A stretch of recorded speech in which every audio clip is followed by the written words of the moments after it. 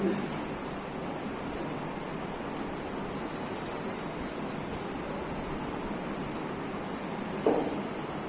గ్రంథము 108వ కీర్తన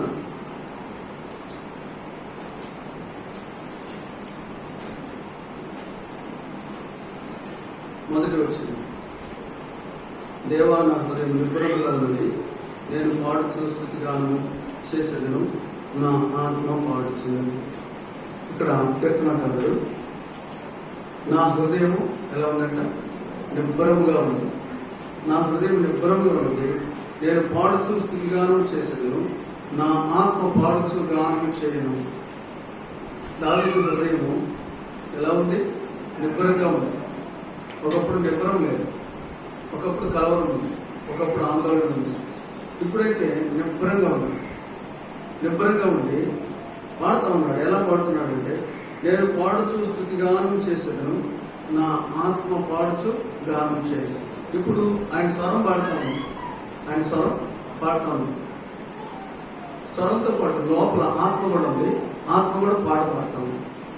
మనం చేసేది ఏంటంటే, పెదవులతో పాడతాం, గొంతుతో పాడతాం, గొంతుతోనే పాడతాం, ఆత్మతో పాడతాం. ఆత్మతో పాడితే ప్రతి అక్షరంలో ఉన్న భావం మనకు అర్థమవుతుంది. ఆత్మతో పాడితే ప్రతి అక్షరంలోనూ, ప్రతి పదంలోనూ, ప్రతి వాక్యంలో ఉన్న అర్థము మన హృదయాల్లో తాగుతుంది.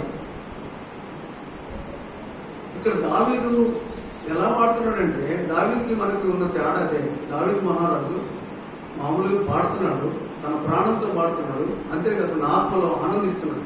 ఆత్మ కూడా శృతి కలిపి పాడతాము. అంత చక్కగా ప్రాణము ఆత్మ రెండు కలిసి పాటలు పాడుతుంది.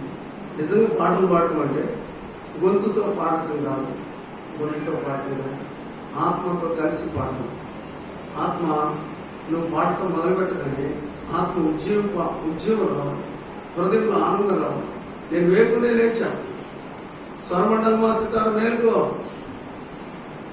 స్వరమండలంతో సితారతోటి చెప్తున్నాడు దావీదు మహారాజు. ఏమని చెప్తున్నాడంటే, నేను వేకునే లేచా, సితార ఇంకా వేటి మేలుకోలేదు, తమ్ముడు వేటి ఇంకా సైలెంట్ ఉన్నావు, నీ మీద ఉన్న ముసుగు తీసి బయటికి రా, పాటలు పాడు. నేను పాడుతా ఉన్నా, నేను పాడటమే కదా, నా ఆత్మ కూడా పాట పాడుతా ఉంది. నా హృదయము, నా ఆత్మ పాటలు పాడుతూ ఉంది. ఎంత సంతోషం అంటే, దావీదు హృదయము ఉప్పొంగుతా ఉంది. నా హృదయం నిబ్బరంగా ఉంది. నా హృదయము నిబ్బరం. ఎంత నిబ్బరం అంటే, ఒకప్పుడు నిబ్బరం లేదు, ఒకప్పుడు సంతోషం లేదు. ఇప్పుడైతే ఎంత నిబ్బరాన్ని దేవుడు ఇచ్చాడు. ఆ నిబ్బరాన్ని బట్టి పాడుతూ ఉన్నాడు. ఏమంటాడు 2వ వచనంలో, స్వరమండలమా సితార మేలుకున్నాడు, నేను వేకునే లేచాను. స్వరమండలంతో సితారతో చెప్తున్నాడు, నేను వేకునే లేచేసిన. నువ్వేం చేస్తున్నావు ఇప్పుడు దాకా? నేను ఎప్పుడో లేచా. నేను చిన్నప్పుడు నేను పడుకున్నట్టే వేకుజామున మా అమ్మ పాటలు వినపడతాను. మా అమ్మ పాడుతూ ఉంటుంది. ఎప్పుడో తెలుసు, వేకుజామున 4 గంటలకు 5 గంటలు లేచి పొయ్యి మంట వేస్తే పాటలు పాడుతూ ఉంటుంది. నేను ఆ పాటలు గంట లేచేవాడు. వేకుజామున లేచి పనులు చేసుకుంటా పాటలు పాడుతుంటే ఎంత ఉత్సాహంగా ఉంటుంది. మనం లేచేది 8 గంటలకు. ఆదివారం కూడా మనం ఆదివారం లేచేది. ఆదివారం మిగతా రోజుల్లో ఇంకెలా ఉంటాయి. ఆదివారం దేవుని మందిరానికి రావాలి, 9:30 కల్లా మందిరానికి రావాలి అన్న భయం లేదు. 8:30 దాకా పడుకునేది. 9 గంటలప్పుడు సరసర మొహం నీళ్ళు కోసం పరిగెత్తుకుంటూ వచ్చేది. వేకుజామున లేచిన వాళ్ళు ఈ రీతిగా ఉల్లాసంగా, ఉత్సాహంగా పాటలు పాడతారు. ఉత్సాహంగా, ఆనందంగా పాటలు పాడతారు. దావీదు పాటమే కాదు, దావీదు ఆత్మ పాడుతుంది, దావీదు హృదయం పాడుతూ ఉంది, దావీదు ప్రాణం పాడుతూ ఉంది. నా ఆత్మ పాడుచు గానం చేయను. తమ్ముడు సితార మేల్కో, స్వరమండలం మేల్కో. నేను మేల్కొన్నా. ఎప్పుడు 4 గంటలకి మేల్కొన్నా. ఇవేంటి ఇంకా లేవలేదు.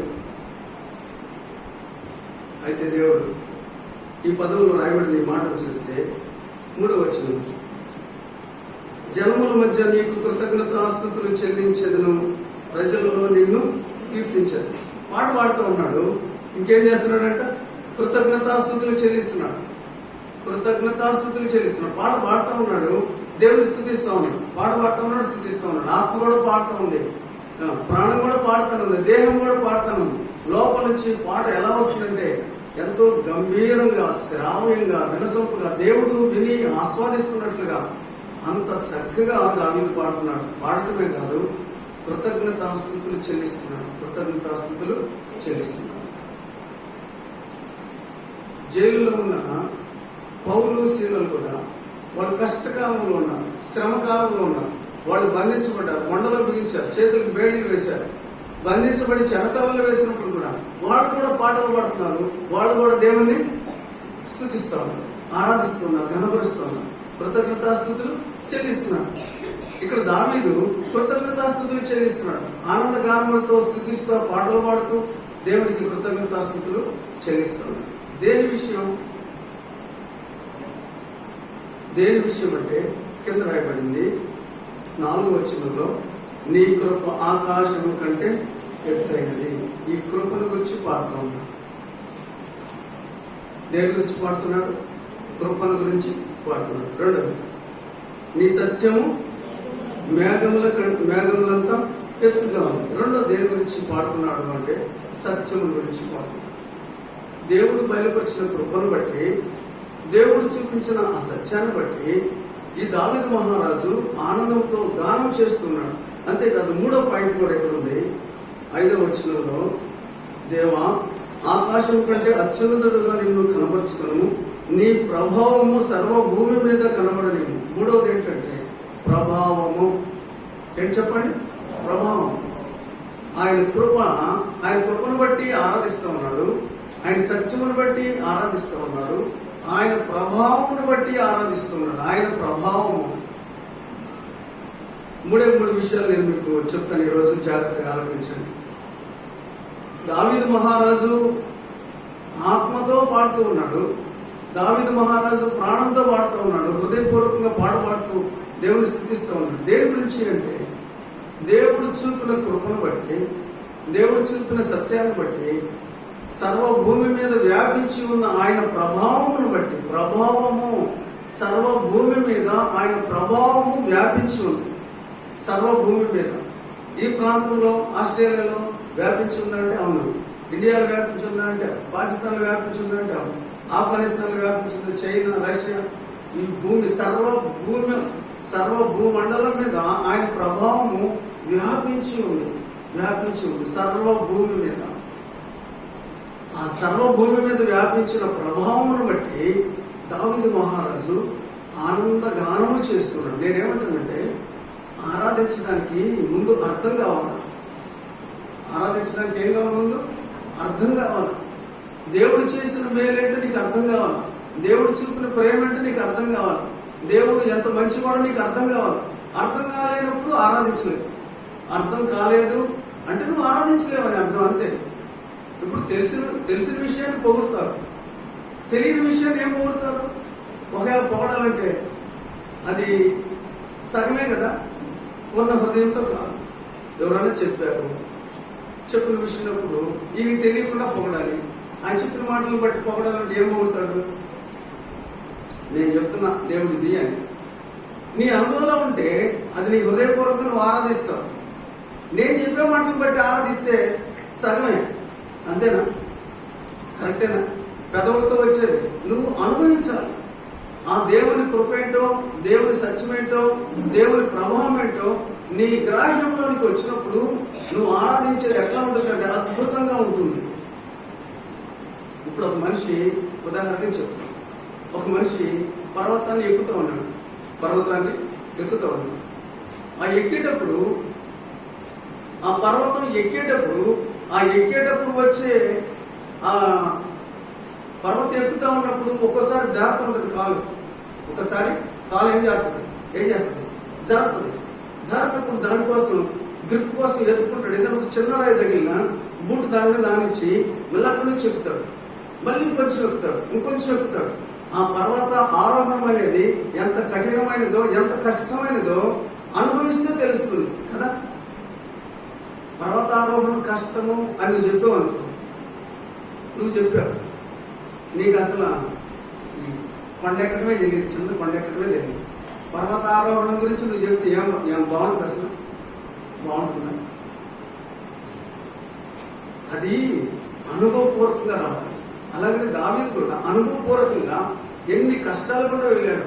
హృదయం ఎంత అధైర్యపడిందో, ఎప్పుడు సౌలు వచ్చి మీద పడతాడు, ఎప్పుడు వచ్చి ఆయన అటాక్ చేస్తాడు, ఎప్పుడు వచ్చి నన్ను చంపుతాడు అన్న భయంతో హృదయం అధైర్యంతో నింపబడినప్పుడు, హృదయంలో నిబ్బరం లేకుండా జీవిస్తున్నప్పుడు దేవుడు అతనికి ఇచ్చిన నిబ్బరాన్ని బట్టి, తనకు కలిగిన ఆ నిబ్బరాన్ని బట్టి ఏమంటున్నాడు, నా హృదయం ఇప్పుడు నిబ్బరంగా ఉంది, నేను ఇప్పుడు హ్యాపీగా ఉన్నా, నేను ఇప్పుడు చాలా సంతోషంగా ఉన్నా. మూలన్న తమ్ముడితో చెప్తున్నాడు, తమ్ముడు మేలుకో, నేను వేరుకునే లేచిన, నా సంతోషం గొప్పది, నా సంతోషంలో నువ్వు కూడా పాల్గొను. ఏంటి అసలు విషయం? దావీదుకున్న ఆ గొప్ప సంతోషానికి గల కారణం ఏంటి అంటే మూడే విషయాలు. ఒకటి ఏంటి చెప్పండి, చెప్పండి, కృప. రెండవది సత్యం. మూడవది ప్రభావము. ఆయన కృప, ఆయన సత్యము, ఆయన ప్రభావం. వీటిని హృదయపూర్వకంగా దావీదు అనుభవించాడు. దేవుడి కృప ఏంటో చూశాడు, దేవుడి సత్యమేంటో ఎరిగాడు, దేవుడి ప్రభావం ఏంటో ఆయన కనులారా చూశాడు. కనుకనే హృదయంలో నుంచి వచ్చే ఆరాధన ఎలా ఉందంటే, నేను ఆత్మతో ఆరాధిస్తున్నా, నేను ఆత్మతో పాడుతూ ఉన్నా. ఎంత మంచి స్టేట్మెంట్ అంటే, నా ఆత్మ కూడా గానము చేస్తూ ఉన్నా, నా ఆత్మ గానం చేస్తుందంటే చిన్న మాట కాదు, ఇది చిన్న విషయం కాదు. మనం ఎప్పటికీ కూడా ఈ మాట చెప్పలేం. పాడమంటే గొంతుతోనే పాడతాం అంతే. ఆత్మతో పాడే అనుభవం వచ్చిందంటే అది ఎంతో గొప్ప మంచి అనుభవం. అలాంటి అనుభవంలోనికి మనం రావాలి. అయితే ఇక్కడ ఈ కృపణ గురించి, ఈ సత్యముల గురించి, దేవుని ప్రభావం గురించి నేను మీకు కొన్ని విషయాలు తెలియజేస్తాను. మొట్టమొదటిగా కృపణ గురించి మనం జ్ఞాపకం చేస్తున్నాం. యోహాను సువార్త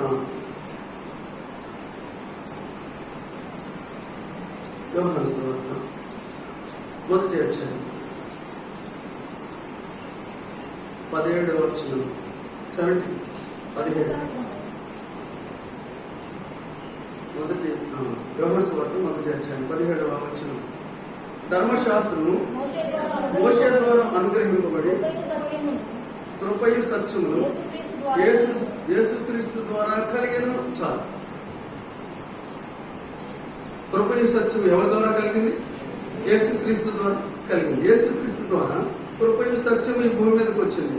మోషే ద్వారా ఏమొచ్చింది? ఏమొచ్చింది చెప్పండి? ధర్మశాస్త్రం. యేసుక్రీస్తు వారి ద్వారా కృప మరియు సత్యం. కృపా సత్యము యేసుక్రీస్తు ద్వారా ఈ భూమి మీదకి వచ్చింది. ఇదే అధ్యాయంలో 14 వచనం చదవండి. అందరు చూడండి. యోహాను సువార్త మొదటి అధ్యాయం 14 వచనం. ఆ వాక్యము శరీరధారి కృపాసత్య సంపూర్ణుడుగా మన మధ్య నివసించను. చాలు. కృపాసత్య సంపూర్ణుడు ఎవరు చెప్పండి? చెప్పండి గట్టిగా. యేసుక్రీస్తు ప్రభు. ఇప్పుడు దావీదు దేని గురించి పాడుతున్నాడు? కృపను గురించి, సత్యముని గురించి, ఆయన ప్రభావం గురించి పాడుతున్నాడు కదా, అంతేనా?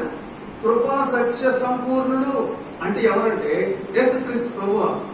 కృపయు సత్యం ఎవరి ద్వారా ఈ భూమి మీదకి వచ్చింది అంటే యేసుక్రీస్తు ప్రభువారి ద్వారా ఈ భూమి మీదకి వచ్చింది. అందుకని కృపణ గురించి నేను మీకు తెలియజేస్తున్నాను. ఇంకో మాట చదువుతున్నాను. సామెతల గ్రంథం 16వ అధ్యాయము 6వ వచనం చదవండి. సామెతలు 16:6. సామెతలు కృపా సత్యముల వలన దోషములకు ప్రాయశ్చిత్తం కలుగును. చాలు. ఇక్కడ రాయబడిన మాట చూడండి. కృపా సత్యం ఎవరి వల్ల వచ్చింది భూమి మీదకి? చెప్పండి గట్టిగా, మీరు ఆన్సర్ చెప్పాలి. యేసుక్రీస్తు ప్రభువారి ద్వారా వచ్చింది. కృపా సత్య సంపూర్ణుడు అంటే ఎవరు? చెప్పండి గట్టిగా. యేసుక్రీస్తు ప్రభువారు. కృపా సత్యముల వలన దోషములకు ఏం కలుగుతుంది? చెప్పండి గట్టిగా. ప్రాయశ్చిత్తం కలుగుతుంది. ఇప్పుడు కృపా సత్యములు అంటే ఎవరు? అంటే యేసుక్రీస్తు ప్రభువారి ద్వారా దోషములకు ప్రాయశ్చిత్తం కలుగుతుంది. కరెక్టేనా మాట? కరెక్టేనా? యేసుక్రీస్తు ప్రభువారి ద్వారా దోషములకు ప్రాయశ్చిత్తం కలుగుతుంది. కృపా సత్యములు దోషములకు ప్రాయశ్చిత్తం కలుగజేస్తాయి. అంటే దేవుడు కృపాసత్య సంపూర్ణుడిగా ఈ భూమి మీదకి వచ్చాడు. కృపా సత్యములను ఆయన భూమి మీదకి తెచ్చాడు. ఈ కృపా సత్యములను బట్టి మనుషులందరికీ వారి దోషములకు ప్రాయశ్చిత్తం కలుగుతుంది. అర్థమైంది మాట? అర్థమైందా? అర్థమైంది కదా. కృపా సత్యముల వలన దోషములకు ఏం కలుగుతుంది? ప్రాయశ్చిత్తం కలుగుతుంది. అయితే ఆ కృపను గురించి మనం ఒక మాట చదువుతాము. కీర్తన గ్రంథము 63వ కీర్తన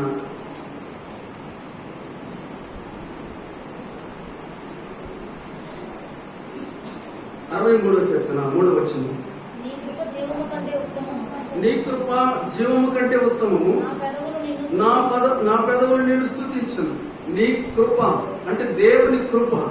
జీవము అంటే ప్రాణం. ప్రాణం కంటే కూడా ఎక్కువైనది ఏంటి? దేవుని కృప.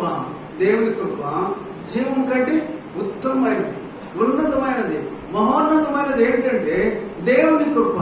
దేవుని కృప ఒక పక్కన పెట్టాము, మన ప్రాణం ఒక పక్కన పెట్టాము. ఏది ఉత్తమమైన దీంట్లో? మనం ఏం కోరుకోవాలి దీంట్లో? చెప్పండి. మన ప్రాణం కాదు, మన ప్రాణం పోతే దేవుని కృప ఉంటే చాలు, పర్వత రాజ్యంలో చేరుతాం. మన ప్రాణం ఏముంది? ఆప్రాలు. ఈ ప్రాణం కాదు ముఖ్యం. ఈ ప్రాణం కంటే, ఈ జీవం కంటే ఉత్తమమైనది దేవుని కృప. దేవుని కృప దీన్ని కోరుకోవాలి. దేవుని కృప జీవం కంటే ఉత్తమమైనది. అసలు ఇంతకీ కృప అంటే ఏంటి? కృప అంటే దేనికి అర్హులం కాదో దానికి అర్హులుగా చేసేదే దేవుని కృప. ఒక అబ్బాయి 10th క్లాస్ ఫెయిల్ అయ్యాడు. ఆ అబ్బాయి ఇప్పుడు ఇంటర్మీడియట్ వెళ్ళడానికి అవకాశం లేదు. సీఎం ఏం చేశాడంటే ఒక 5 మార్కులు గ్రేస్ మార్కులు ఇస్తున్నా అని చెప్పి ఇచ్చేసాడు. ఆ అబ్బాయి 2 మార్కులు తప్పిపోయాడు. ఇప్పుడు ఎన్ని మార్కులు వచ్చినాయి? 5 మార్కులు వచ్చినాయి. ఇప్పుడు పాస్ అయ్యాడా లేదా? అర్హుడేనా? యాక్చువల్గా అర్హుడేనా? అతడు ఫెయిల్యూర్ క్యాండిడేట్, తప్పిపోయిన వాడు. అతడు పాస్ అవ్వాల. కానీ ఆ మార్కులు కూడా ఒక పేరు ఉంది, గ్రేస్ మార్కులు. గ్రేస్ అంటే చెప్పండి. కృప. కృప ద్వారానే అతడు పాస్ అయ్యాడు. అర్హులు కాని వారికి అర్హత కలిగించేదే కృప. దేవుడు మన విషయంలో కూడా మనం అర్హులం కాదు కానీ, యోగ్యులం కాదు కానీ, దేవుడు మన మీద చూపిన కృపను బట్టే ఈ రోజున దేవుని బిడ్డలుగా దేవుని మందిరంలోకి వచ్చి ఆయన ఆరాధిస్తూ ఉన్నాం. దేవుడు మన మీద చూపిన కృపను బట్టి మనము దేవుని మందిరానికి వచ్చాము అంటే అది దేవుని కృప. అర్థమైంది మాట? అర్థమైందా? దేవుని కృప. దేవుని మందిరానికి వచ్చినామంటే దేవుని కృప. ఈ కృప ద్వారా దేవుడు ఏమేమి జరిగించాడు కొన్ని విషయాలు మనం తెలుసుకుందాం. ఎఫెసీయులకు రాసిన పత్రిక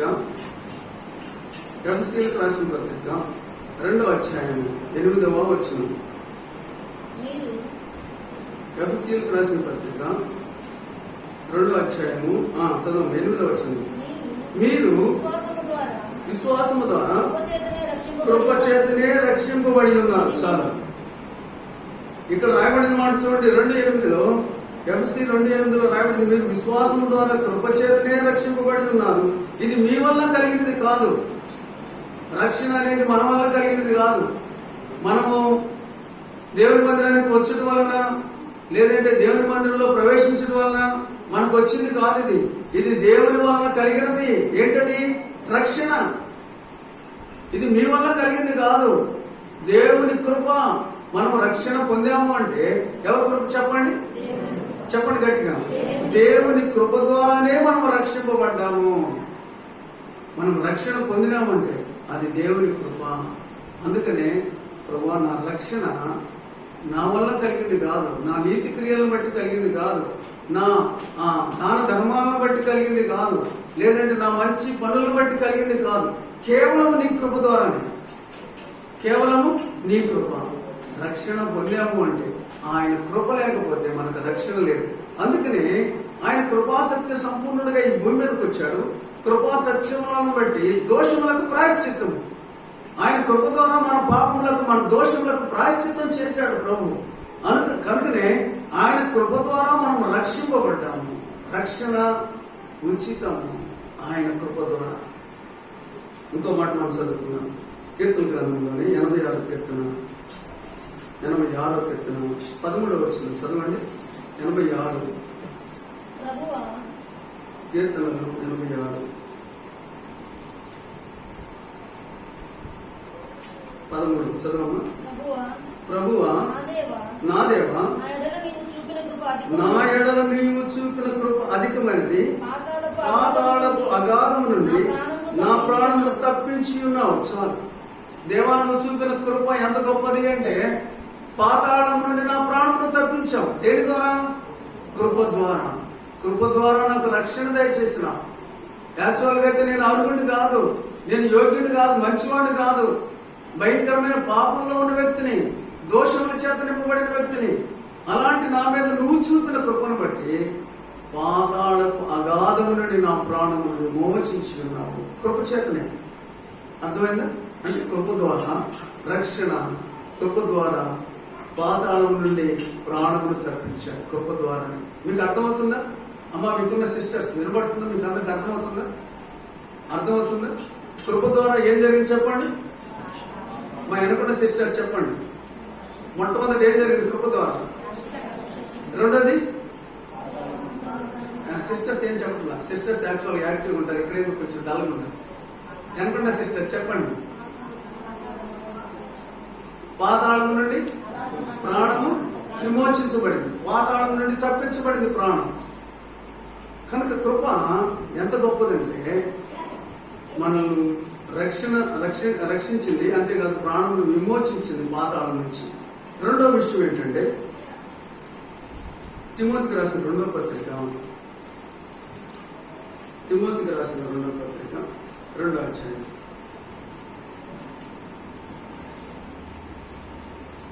మొదటి వచనం. నా కుమారుడా, క్రీస్తు యేసునందున్న కృప చేత బలవంతుడవు కమ్ము.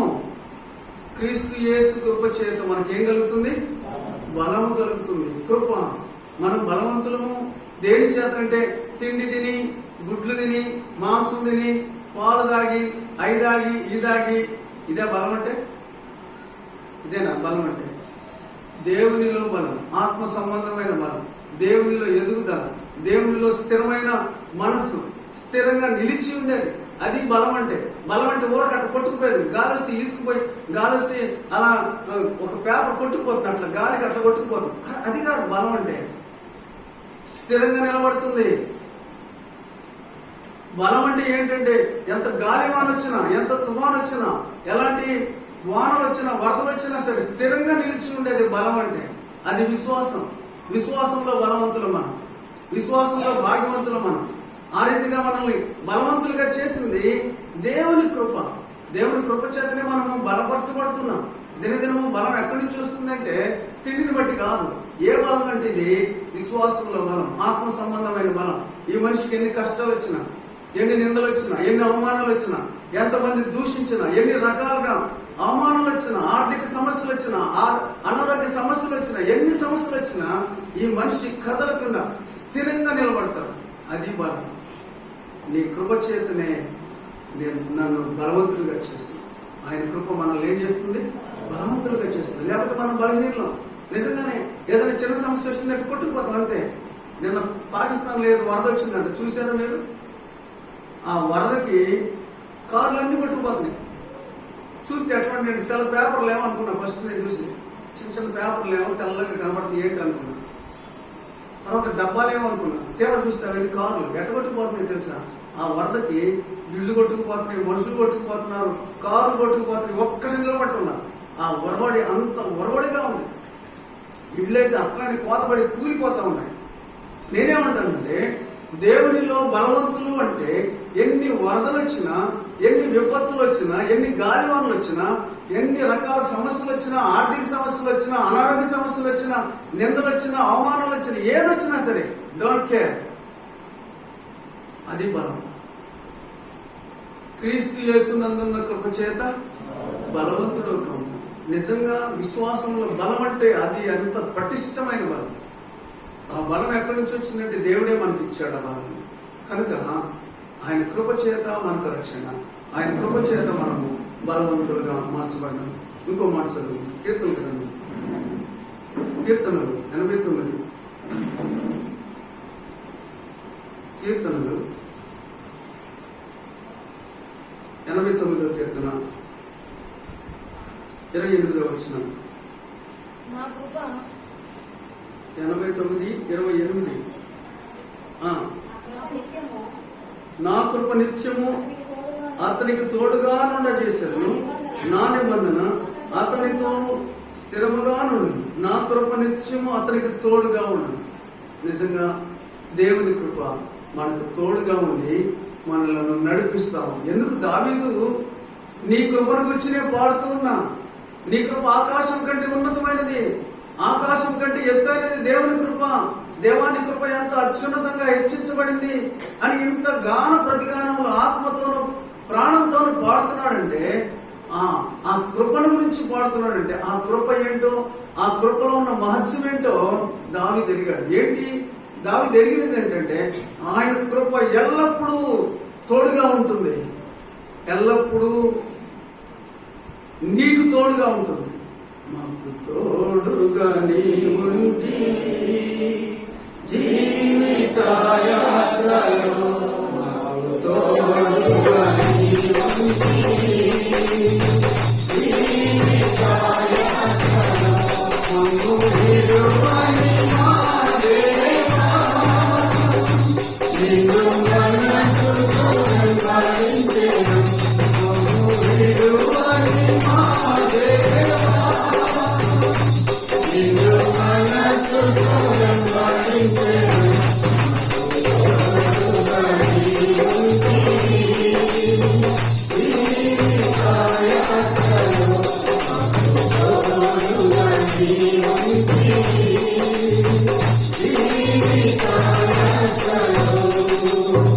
కష్టము ఎంతెన్నో ఎదురైనా నిన్ను మరింకొను, కష్టము ఎంతెన్నో ఎదురైనా నిన్ను మరింకొను. మాకు తోడుగా నీ ఉండగా మేము భయపడము. మాకు తోడుగా నీ ఉండగా మేము భయపడము. మమ్ము విడువని మా దేవా, నిన్ను మనసుతో వెంబడించెదను. మమ్ము విడువని మా దేవా, నిన్ను మనసుతో వెంబడించెదను. తోడుగా నీ ఉంటివి జీవిత యాత్రలో, తోడుగా నీ ఉంటివి జీవిత యాత్రలో. దేవుని కృప ఎల్లప్పుడూ కూడా ఎట్లా ఉంటుందంట? తోడుగా ఉంటుంది. దేవుని కృప ఎల్లప్పుడూ తోడుగా ఉంటుంది. మనం నడిచే మార్గంలో తోడుగా ఉంటుంది. నువ్వు ప్రయాణం చేసే ప్రయాణాల్లో తోడుగా ఉంటుంది. పొలానికి వెళ్తే పొలానికి తోడుగా ఉంటుంది. ఆఫీస్కి వెళ్తే ఆఫీస్కి తోడుగా ఉంటుంది. ఎల్లప్పుడూ విడవక ఎడబాయక నీతో కూడా ఉన్నవాడు నీ దేవుడైన యెహోవా. నిజంగా ఎవరు తోడు ఉంటారండి? ఒక ఆయన ప్రమాణం చేస్తాడు, నా జీవితకాలం వరకు నీకు తోడుగా ఉంటాను, భార్యతో ప్రమాణం చేస్తాడు. ఏదైనా తేడా వచ్చేసిందంటే ఇంకంతే ఆయన కనబడి ఏమైపోయాడంటే వెళ్ళిపోయాడు. ప్రమాణం చేసిన భర్త ఉన్నాడు, ప్రమాణం చేసిన భార్య ఉండదు. పిల్లలు కన్నపిల్లలు మనకు తోడుగా ఉంటారులే, వీళ్ళు వృద్ధాపిల్లలు కాపాడుకుంటారు, వృద్ధాపిల్లలు వీళ్ళకి తోడుగా ఉంటారు, మనకు తోడుగా ఉంటారు అంటే పిల్లల మీద ఆధారపడితే పిల్లలు కూడా తోడుగా ఉంటారు. రెక్కలు వచ్చిన తర్వాత ఎగిరిపోతారు. ఎవరు తోడుగా ఉండేదంటే చివరి వరకు దేవుని కృప మనకు తోడు, చివరి వరకు, అంతం వరకు. అందుకని ప్రభు చెప్పాడు మత్తయి సువార్త 28:20 చెప్పబడిన మాట. మత్తయి సువార్త 28:20 నేను మీకు ఏ ఏ సంగతులను ఆజ్ఞాపించుతున్నో వాటన్నిటినీ గైకొన వలన వారికి బోధించుడి. ఇదిగో యుగ సమాప్తి వరకు సదాకాలం మీతో కూడా ఉందును. చాలు. ఎంతకాలం ఉంటాడంట అన్న? అనుకున్న బ్రదర్స్ చెప్పండి, ఎంతకాలం అంట? సదాకాలము. సదాకాలం, యుగ సమాప్తి వరకు, ఈ యుగము సమాప్తి అయ్యే వరకు నేను నీకు తోడుగా ఉంటాను. దేవుని కృప మనకు తోడుగా ఉంది. తీతుకు రాసిన పత్రిక 3వ అధ్యాయము, తీతుకు రాసిన పత్రిక 3వ అధ్యాయము చివరి వచనం 15వ వచనం. నా యొద్ద ఉన్న వారందరూ నీకు వందనములు చెప్పుచున్నారు. విశ్వాసమును బట్టి మమ్మల్ని ప్రేమించు వారికి మా వందనములు చెప్పుము. కృప మీ అందరికీ తోడై ఉండదు గాక. ఇక్కడ తీతుకు చెప్తున్నాడు పౌలు, కృప మీ అందరికీ తోడై ఉండును గాక. ఫిలెమోను పత్రిక చివరి వచనం, మన ప్రభువైన యేసుక్రీస్తు కృప మీ ఆత్మకు తోడై ఉండును గాక. ఆమేన్. దేవుని కృప ఎవరికి తోడై ఉంటుంది? మనకు తోడై ఉంటుంది, మన ఆత్మకు తోడై ఉంటుంది. దేవుని కృప ఎవరికి తోడు చెప్పండి? మనకు తోడుగా ఉంటుంది. మరియు చెప్పండి గట్టిగా, మన ఆత్మకు తోడుగా ఉంటుంది. ఆత్మ చెదిరిపడికుండా, ఆత్మ బలహీన పడిపోకుండా, ఆత్మ చీకటి అయిపోకుండా, ఆత్మ పాపంలో పడిపోకుండా, ఆత్మ లోకంలో కలిసిపోకుండా, విడిచిపెట్టకుండా, ఆత్మ చీకటి అయిపోకుండా. ఆదాము ఆత్మ చీకటి అయిపోయింది. ఆదాము ఆత్మ ఏమైపోయింది? చీకటి అయిపోయింది. ఎందుకు అయిపోయింది చీకటి? తాను చేసిన పాపమును బట్టి, అవిధేయతను బట్టి. ఆజ్ఞ అతిక్రమమే పాపము. ఆజ్ఞను అతిక్రమించాడు కాబట్టి ఆదాము పాపంలో పడిపోయాడు. ఆదాము ఆత్మ చీకటిగా మార్చబడింది.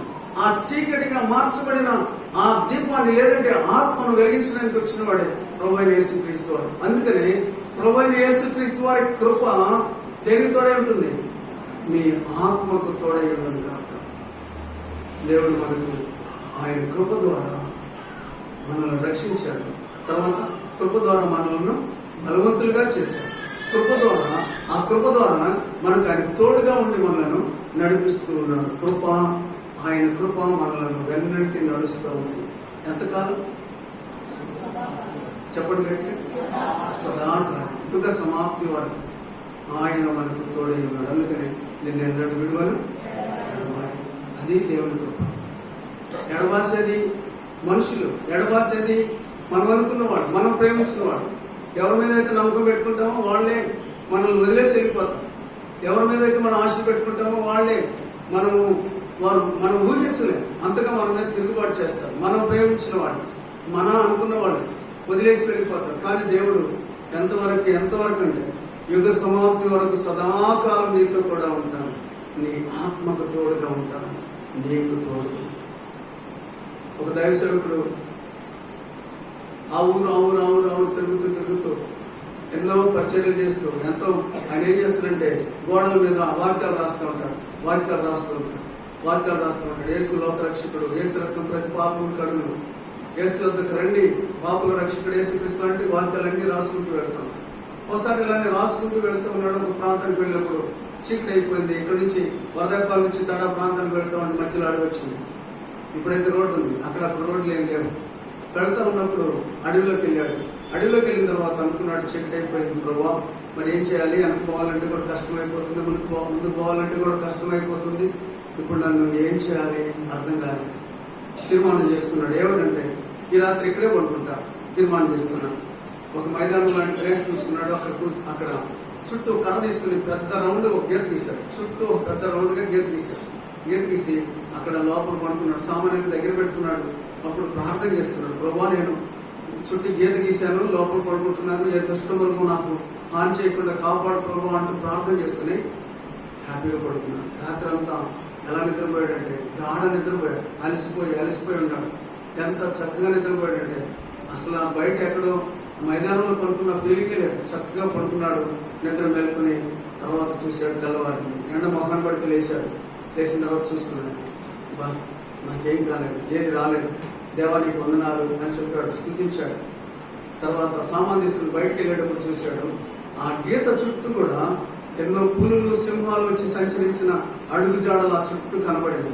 అడుగుజాడలన్నీ అక్కడ కనబడింది. దేవుడు నీ ఆత్మకు తోడుగా ఉంటాడు, నీకు సదాకాలం తోడుగా ఉంటాడు. ఏ దుష్టమృగము ఏది కూడా హాని చేయకుండా దేవుడు చుట్టూ కంచి వేశాడు, పరిశుద్ధాత్మ కంచి వేశాడు. ఏది కూడా లోపలికి ఎంటర్ కాకుండా. ఎన్ని పాములు వచ్చిపోయినాయో, ఎన్ని దుష్టమృగాలు వచ్చినాయి, ఎన్ని సింహాలు వచ్చినాయో, ఎన్ని పులులు వచ్చినాయి, ఎన్ని తోడేళ్ళు వచ్చినాయో, ఏది కూడా లోపలికి రాకుండా గీత దగ్గర ఆగిపోయినాయి. గీత దగ్గరే దేవుడు తన బిడ్డ చుట్టూ కంచి వేసేసాడు. అలాగే నీ చుట్టూ నా చుట్టూ కూడా దేవుడు తన కృప ద్వారా కంచి వేశాడు. ఆయన కృప ద్వారానే మనకు తోడుగా ఉండి మనల్ని నడిపిస్తున్నాడు. కృప మనకు తోడుగా ఉంటుంది. మనకు మాత్రమే కాదు, ఇంకా దేనికి ఉంటుంది? ఆత్మకు తోడుగా ఉంటుంది. దేవుని కృప మనకు తోడుగా ఉండటమే కాదు, మన ఆత్మకు తోడుగా ఉంటుంది. ఇంకో పాయింట్ చూసుకున్నాం. కీర్తనల గ్రంథము 32 కీర్తన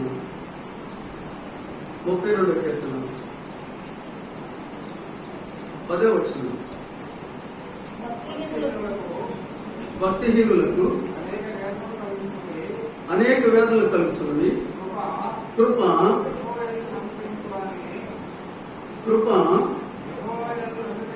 యెహోవా యందు నమ్మకించు వారిని కృప ఆవరించుచున్నది. చాలు. 10వ వచనం.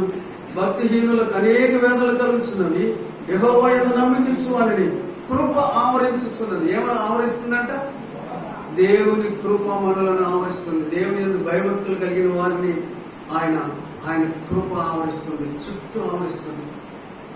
ఆయన చుట్టూ, మన చుట్టూ ఎట్లా ఆవరించి ఉంటాడంటే ముందు వెనుకలు ఆయనే. అందుకనే తన యందు భయభక్తులు గల వారికి చుట్టూ తన దూతలను ఏం చేస్తాడు? ఆవరించాడు. కృప ద్వారానే, ఆయన కృప ద్వారానే ఆ కృపే మనల్ని ఆవరిస్తుంది. ఆ కృపే మన చుట్టూ దేవదూతలు ఉంచుతుంది. ఆయన కృప మనలను ఆవరించింది. ఈ కృపను గురించి దావీదు ఎరిగాడు. అందుకనే నీ కృప ఆకాశం కంటే ఎత్తైనది, ఆకాశం కంటే ఉన్నతమైనది దేవుని కృప. భూమి మీద మనం ఉన్నాం, కానీ ఆయన కృప ఎంత ఉందో తెలుసా? ఆకాశం కంటే ఇంకా ఎత్తైనది, ఆకాశం కంటే ఇంకా ఎత్తైనది, ఉన్నతమైనది. ఆయన కృప అంత గొప్పది. ఆయన కృప చేత మనం ఏం చేయబడ్డా? మొట్టమొదటి ఏంటి? రక్షింపడ్డా. రెండోది ఏంటి? పాతాళం నుండి తప్పించబడ్డాం. తర్వాత ఆయన కృప మనలను బలపరిచింది. తర్వాత ఆయన కృప తోడుగా ఉంది. ఆయన కృప ఆవరించి ఉంది, మనల్ని ఆవరించి ఉంది. ఆయన కృప మనల్ని ఆవరించి ఉన్నప్పుడు చూడండి, ఒక చిన్న పురుగు చుట్టూ ఒక గూడు కట్టుకుంటుంది. చుట్టూ ఒక గూడు కట్టుకుంటుంది. ఒక పురుగు గూడు కట్టుకుంటుంది. అంటే ఇప్పుడు ఆ పురుగు చుట్టూ ఏమైంది? ఆవరించి ఉంది, ఆవరించి ఉంది. నీ చుట్టూ, నా చుట్టూ కూడా దేవుని కృప ఆవరించింది. అంతే, మన చుట్టూ కూడా దేవుని కృప ఆవరించింది. కనుకనే ఆ కృప ఆకాశం కంటే ఎత్తైనది. అర్థమైందా? కృపణ గురించి అర్థమైందా? కృప మొట్టమొదటి ఏం చేసింది? రక్షించింది. తర్వాత పాతాళం నుంచి రక్షించింది. తర్వాత బలపరిచింది. తర్వాత తోడుగా ఉంటుంది. తర్వాత ఆవరించింది, మనల్ని ఆవరించి ఉంది. మనం అనుకుంటే ఈ గాలి మనల్ని ఆవరించి ఉంది, మన చుట్టూ ఈ వాతావరణం ఆవరించి ఉంది. కాదు, నీ చుట్టూ దేవుడు ఆవరించి ఉన్నాడు. దేవుడి కృప నిన్ను ఆవరించి ఉంది. అందుకని నీకు ఏ అపాయం జరగదు, నీ పాదములకు రాయి తగలదు. ఏ అపాయములకు గాఢాంధకారపు లోయల్లో సంచరించిన ఏ అపాయము నేను భయపడను. ఎందుకంటే దేవుని దుడ్డుదార దండం, ఆ దండం నాకు ఏమంటుంది? తోడై ఉంటుంది. దేవుని దండం తోడై ఉంటుంది. కనుక కృప అంత ఉన్నతమైనది. సత్యం గురించి ఆలోచించండి. సత్యం. యోహాను సువార్త 17వ అధ్యాయం. యోహాను సువార్త 17వ అధ్యాయం 17వ వచనం చదవండి. సత్యమందు వారిని ప్రతిష్ఠ చేయము. చెప్పండి, ఇప్పుడు సత్యం అంటే ఏంటి చెప్పండి? వినండి సిస్టర్స్, వినడం లేదు అనుకుంటా సిస్టర్స్. సత్యం అంటే ఏంటి చెప్పండి గట్టిగా. వాక్యము. సత్యమందు వారిని ప్రతిష్ఠ చేయము, నీ వాక్యమే సత్యము. ఇప్పుడు వాక్యం అంటే ఎవరు మరి? చెప్పండి. వాక్యము వాక్యము దేవుడి ఉంటుంది. వాక్యము దేవుడై ఉన్నాడు. ఆ వాక్యమే శరీరధారిగా కృపాసత్య సంపూర్ణుడిగా మన మధ్యలో నివసించింది. అంటే వాక్యము అంటే యేసుక్రీస్తు ప్రభువు. మరి వాక్యం అంటే ఎవరంటే సత్యం. సత్యం అంటే యేసుక్రీస్తు ప్రభువు. ప్రభు చెప్పాడు, నేనే మార్గమును సత్యమును జీవమునై ఉన్నాను. ఆయనే సత్యం. సత్యము ఆయనే. ఇప్పుడు దేని గురించి పాడుతున్నాడు ఇక్కడ దావీదు మహారాజు అంటే? దేని గురించి చెప్పండి? కృపను గురించి. రెండోది సత్యం గురించి. ఈ సత్యము మనల్ని ఏం చేసింది అనే దాన్ని మనం చూద్దాం. యోహాను సువార్త 8వ అధ్యాయం. యోహాను సువార్త 8వ అధ్యాయం 31-32 వచనాలు చదవండి. కాబట్టి యేసు తనను నమ్మిన యూదులతో, మీరు నా వాక్యమందు నిలిచిన వారైతే నిజముగా నాకు శిష్యులయ్యింది, సత్యమును గ్రహించదు. అప్పుడు సత్యము మిమ్మలను స్వతంత్రంగా చేయదు. సత్యం ఏం చేస్తుంది చెప్పండి? మనల్ని ఏం చేస్తుంది? స్వతంత్రులుగా చేస్తుంది. దేవుని సత్యము మనలో ఉన్నప్పుడు దేనికి మనం బందీలం కాము, దేనికి దాసము కాదు. పాపం చేయవాడు పాపం నాకు దాసుడు. దేవుని సత్యము, దేవుని వాక్యము మన హృదయంలో ఉన్నప్పుడు పాపము నాకు స్థలం లేదు కాబట్టి పాపానికి మనం దాసులు కాము. అర్థమైందా? ఈ మాట అర్థమైందా? దేవుని వాక్యము, దేవుని సత్యము మన హృదయంలో ఉంది కనుక మనం పాపమునకు దాసులం కాము. మనం స్వతంత్రం అయిపోయినాం. మన బంధకాలన్నీ తెంపబడ్డాయి. ఒకప్పుడు మనం కూడా పాపంలో ఉన్నాము, పాపానికి దాసులుగా ఉన్నాము, లోకానికి దాసులుగా ఉన్నాము. దేవుని వాక్యము, దేవుని సత్యం వచ్చింది, ఈ సంఖ్యలన్నింటినీ తెగొట్టేస్తుంది. మనం ఇప్పుడు స్వతంత్రులుగా చేయబడ్డాం. ఎవరికి దాసులం కాము, ఎవరికి దాసులం కాము. ఒకప్పుడు లోకానికి దాసులు, పాపానికి దాసులు. అయితే దేవుని సత్యం ఎంత గొప్పదో తెలుసా? మనం స్వతంత్రులుగా చేస్తుంది. మనకున్న కట్లన్నింటినీ విప్పేస్తుంది, మనకున్న బంధకాలన్నింటినీ తెప్పేస్తుంది. మనల్ని దేని దగ్గర కూడా కట్టేయలేదు, విప్పేశాడు దేవుడు. దేవుడు మన కట్లన్నీ విప్పేశాడు. అందుకనే మనకు తెలుసు, కట్టబడిన గాడిదను విప్పి ఏం చెప్పాడు దేవుడు? తోలుతున్నాడు. కట్లతో కట్టబడిన ఒక గాడిద ఉంది, ఎదురుగా ఉన్న గ్రామానికి వెళ్ళండి, ఒక గాడిద ఉంది, దానికి కట్లు కట్టిన కట్లన్నీ ఓడిసి తీసుకురండి అని చెప్పాడు. మనల్ని కూడా అంతే, దేవుడు మనల్ని స్వతంత్రులుగా చేశాడు. మనం కూడా కట్టబడిన వారమే. మన కట్లన్నిటినీ విప్పేశాడు. బానిస బ్రతుకు నుంచి విడిపించాడు. ఐగుప్తు యొక్క దాసత్వం నుంచి విడిపించాడు. మనల్ని స్వతంత్రులుగా చేశాడు.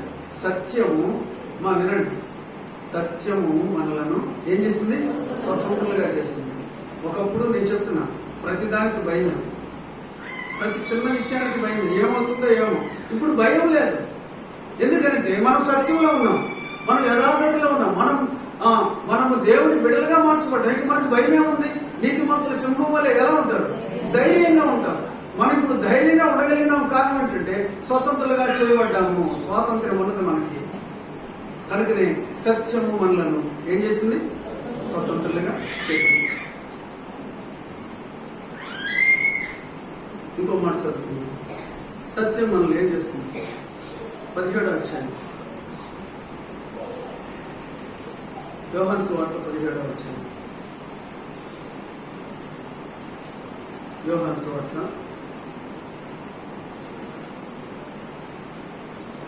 17వ వచనం చదవండి. సత్యమందు వారిని ప్రతిష్ఠ చేయుము. నీ వాక్యమే సత్యము. నీవు నన్ను లోకమునకు పంపిన ప్రకారము నేనును వారిని లోకమునకు పంపితిని. వారును సత్యమందు ప్రతిష్ఠ చేయబడినట్లు వారి కొరకై నన్ను ప్రతిష్ఠ చేసుకుంటున్నాను. దేవుడు మనలను సత్యమందు ప్రతిష్ఠ చేస్తున్నాడు. ఏం చేసింది సత్యం అంటే? మొట్టమొదటి ఏం చేసింది? మనల్ని స్వతంత్రులుగా చేసింది. సత్యంలో మనము ప్రతిష్ఠ చేయబడ్డాము. అంటే సత్యంలో ఎల్లకాలము నివసించినట్లుగా దేవుడే మనలను సత్యములో ప్రతిష్ఠించినాడు. మన నిమిత్తము తనను తానే ప్రతిష్ఠ చేసుకున్నాడు. మన నిమిత్తం ఆయన ప్రతిష్ఠ చేసుకున్నాడు. అంటే మనం ఇంకా సత్యము, మనము ఈక్వల్ ఏం చెప్పండి? సత్యం. మనము అంటే ఏంటి? సత్యం. ఇక మనలో అసత్యానికి తావులేదు, అబద్ధానికి తావులేదు, కపటానికి తావులేదు, లోక సంబంధమైన విషయాలకి తావులేదు. ఎందుకంటే మనం సత్యవంతులము, సత్యవంతుని యందు ఉన్నాము, సత్యవంతుని యొక్క దాసం, సత్యవంతుని యొక్క కుమారులం. మనం సత్యములో ఆయన మనల్ని ప్రతిష్ఠ చేశారు. ఇది గుర్తుపెట్టు. ఇందుని బట్టి దేవుడికి కృతజ్ఞతాస్తుతులు చెల్లించాలి. నీ సత్యం గొప్పది ప్రభు. నీ సత్యం ద్వారా నన్ను స్వతంత్రంగా చేశావు. ఒకప్పుడు నేను కట్టబడిన వ్యక్తిని, నన్ను స్వతంత్రం, నా బంధకాలని తెంపేస్తావు. నాలో ఉన్న అనేకమైన బంధకాలన్నింటినీ, అనేక బానిసత్వాల కట్లన్నింటినీ విప్పేస్తావు. నన్ను స్వతంత్రంగా చేసినావు. అంతేకాదు ప్రతిష్ఠ చేస్తున్నావు. నీలో నన్ను ప్రతిష్ఠ చేశావు. వాక్యమందు వారిని ప్రతిష్ఠ చేయవు. దేంట్లో చేశాడు ఆయన? వాక్యంలో. సత్యమందు వారిని ప్రతిష్ఠ చేయవు. నీ వాక్యమే సత్యం. కనుక దేవుడు మనల్ని సత్యమందు ఏం చేశాడు? ప్రతిష్ఠ చేశాడు. నేను చెప్తున్నాను, నిజంగా ఈ మాటను బట్టి దేవుడికి మాట కృతజ్ఞతాస్తుతులు చెల్లించాలి. ఒకప్పుడు మనలో సత్యం లేదు, మనంతా అసత్యమే, పాపమే, లోకమే. అయితే దేవుడు మనం సత్యవంతులుగా మార్చాడు. సత్యంలో ఆయన మనల్ని ప్రతిష్ఠ చేస్తున్నాడు.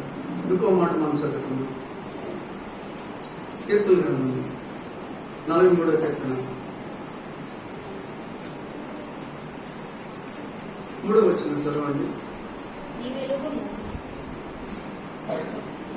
43వ కీర్తన 3వ వచనం. నీ వెలుగును నీ సత్యమును బయలుదేర చేయము.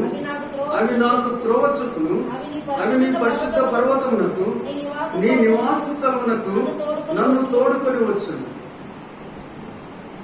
నీ వెలుగును నీ సత్యమును బయలుదేరజేయము. అవి నాకు త్రోవ చూపును. సత్యము ఏం చూపిస్తుంది? త్రోవ చూపిస్తుంది. ఎక్కడ చూపిస్తుంది? పరిశుద్ధ పర్వతానికి చూపిస్తుంది. ఇందాక మనం పాడుకుంటున్నాం.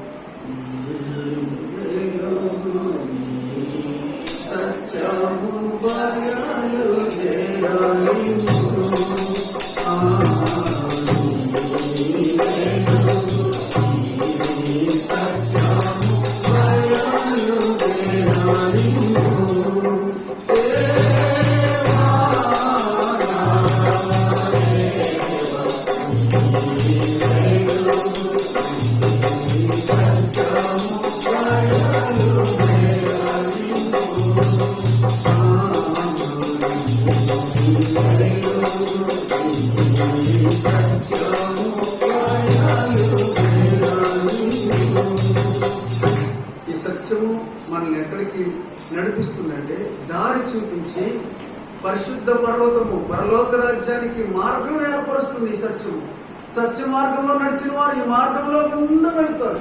ఈ మార్గంలో ఎక్కిపోతారు. ఈ మార్గంలో పరలోక రాజ్యానికి చేరతారు. ఇక్కడ సత్య మార్గములో దేవుడు సత్యాన్ని మనకు చూపించి సత్యములో మనకు త్రోవ చూపిస్తున్నాడు. ఇదే మార్గము. అందుకని కరెక్ట్ గా చెప్పాడు ప్రభు, నేనే మార్గము సత్యము. నేనే మార్గం. ఎక్కడికి మార్గము?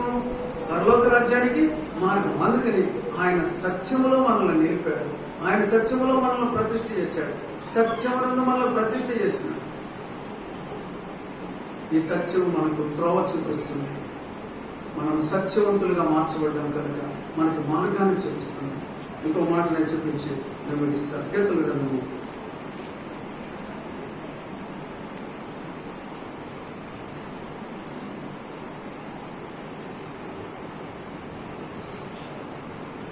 119 కీర్తన.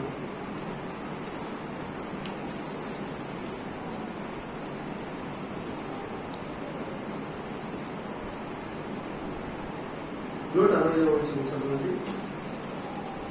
నీ వాక్య సారాంశము సత్యము. నీ వాక్య సారాంశము సత్యము.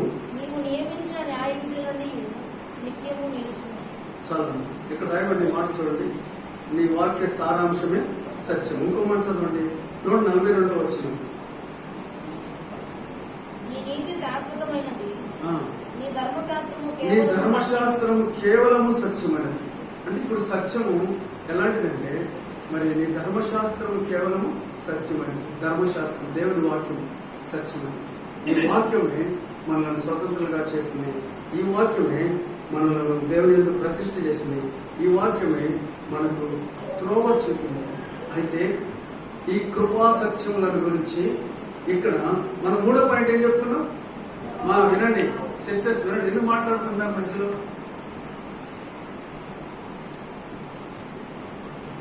నేను 3 అంశాలు చెప్తానని చెప్పాను. మొట్టమొదటిది ఏంటి?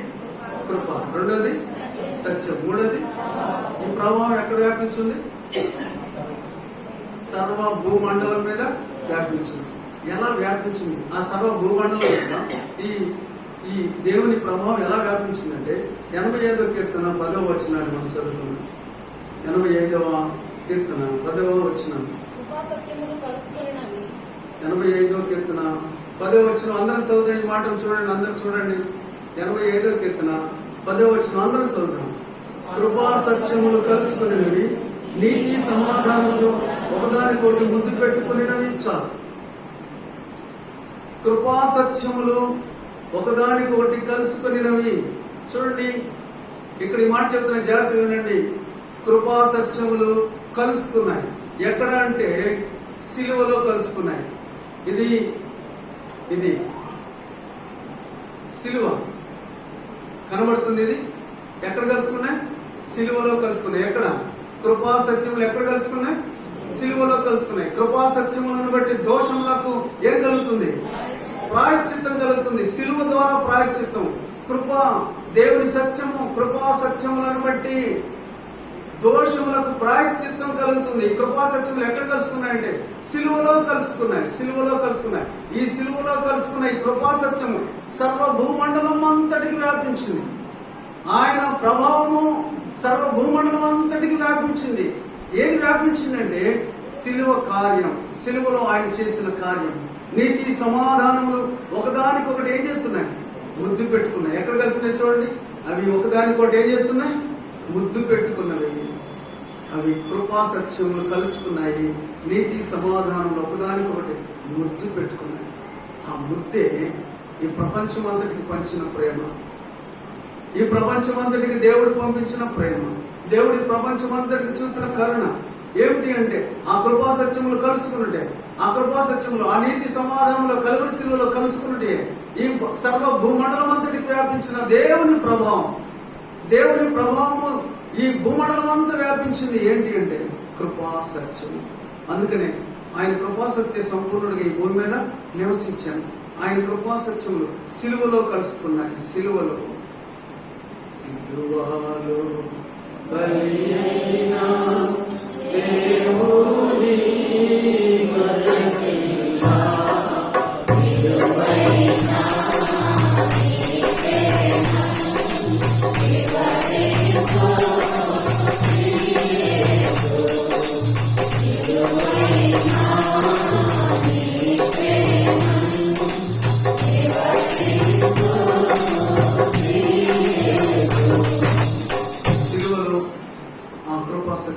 ఒకదాని కూడా కలుసుకున్నాయి.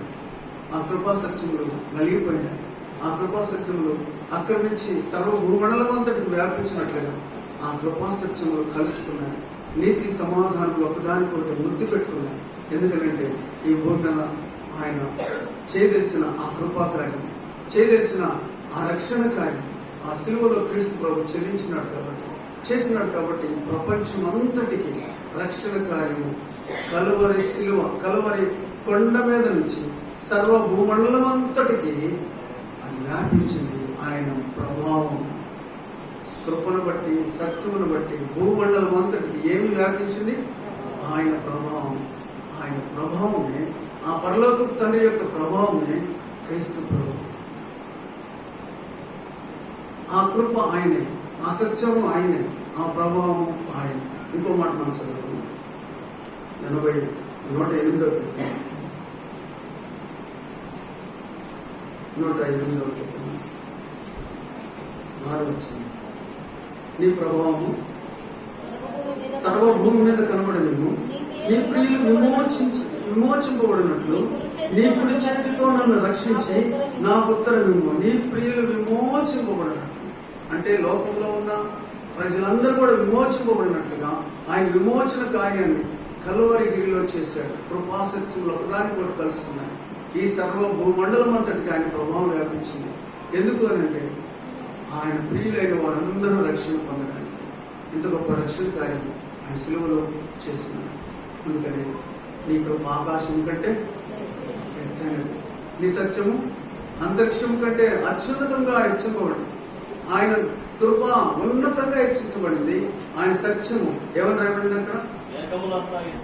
మేఘములంత ఎత్తుగా ఉన్నది. ఆయన కృప అయితే ఆకాశం కంటే ఎత్తైనది. ఆయన సత్యము మేఘములంత ఎత్తుగా ఉన్నది. ఆయన కృప అయితే సర్వ భూమండలం అంతటికి, ఆయన ప్రభావం అయితే సర్వ భూమండలం అంతటికి వ్యాపించింది. ఆ ప్రభు ఆ కలువరి శిలువలో చేసిన ఆ క్రియను బట్టి, చేసిన ఆ గొప్ప కార్యం బట్టి లోకమంతటితో రక్షణ నీకు, నాకు, మనందరికీ విడుదల, విమోచన కలుగువచ్చు. కనుక ఈ మాటలను ఆధారం చేసుకుని ఆయన పాడుతూ ఉన్నాడు. ఏమని? దేవా నా హృదయము నిబ్బరముగా ఉన్నది, నేను పాడుచు స్థుతిగానం చేయుచున్నాను. నా ఆత్మ కూడా ఏం చేస్తుంది? నా ఆత్మ కూడా గానం చేస్తుంది. దేవా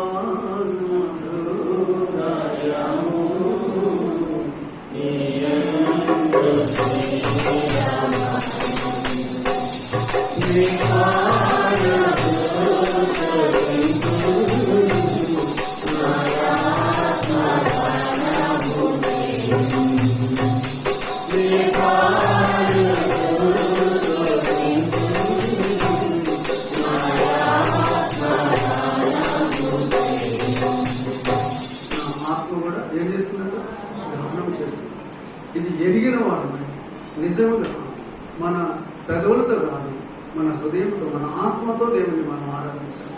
నిజముగా ఆయన ఆరాధించే వారు ఆత్మతోను సత్యంతో ఆరాధిస్తారు. మన హృదయపూర్వకంగా ఆరాధించాలి. పూర్ణ హృదయంతో ఆయన ఆరాధించాలి. అది ఎప్పుడు నువ్వు ఆరాధించగలుగుతావంటే ఎరిగినప్పుడు, నిజంగా దేవుని కృపను నువ్వు అనుభవించినప్పుడు. ఎన్ని పరిస్థితులు కూడా నడిపించబడినప్పటికీ, ఎన్ని భీకరమైన పరిస్థితులు నీ మీదకి వచ్చినప్పటికీ దేవుని కృప ఆవరించి ఎన్నో మార్లు నీకు తప్పించింది. అదొకటి గుర్తుపెట్టు. నిజంగా ఎన్ని పరిస్థితులు నీ మీదకి వచ్చినాయి, ఎన్ని పరిస్థితులు నేను కుంగదీసినాయి, ఎన్ని పరిస్థితులు నిన్ను తరుముతూ వచ్చినాయి. ఈ పరిస్థితులన్నిటిలో కూడా దేవుని కృప నిన్ను ఆవరించి ఎంత చక్కగా బయటకు తీసుకొచ్చాను. ఏది కూడా నీకు హాని చేయకుండా దేవుని కృప నిన్ను ఎంత బలపరిచింది దాన్ని జ్ఞాపకం చేస్తుంది. జ్ఞాపకం చేసుకోకుండా పెదవులతో ఆరాధించేవారు. దావీదు మహారాజు అయితే ఎన్ని శ్రమల గుండా వెళ్ళాడో, ఎన్ని పరిస్థితుల గుండా, పరీక్షల గుండా వెళ్ళాడో, నా పరీక్షలన్నింటిలో దేవుని కృపను చూస్తున్నాడు కాబట్టి చెప్తున్నాడు, ఆకాశం కంటే ఎత్తైనది నీ కృప. నేను చూస్తున్నాను ప్రభు, నిజంగానే నీ కృప నేను చూస్తున్నా. ఆకాశం కంటే ఎత్తైనది మట్టి కృపను నేను చూస్తున్నాడు కాబట్టి, అనుభవించినాడు కాబట్టి తన పెదవులతో లేదంటే తన గొంతుతో ఆరాధన చేయట్లా, దాంతో పాడటంలా ఆత్మతో పాడుతున్నాడు, ఆత్మతో నుంచి పాడుతున్నాడు. అలాంటి ఆరాధన నిజంగా ఈరోజు మనం దేవుని సన్నిధిలో చెల్లించే బద్దులమైన దేవుడు అడిగితే మనకు సహాయం చేయాలి. మనం అందరూ లేచి నిలబడడం, ఒక పాట పాడుకున్నాం.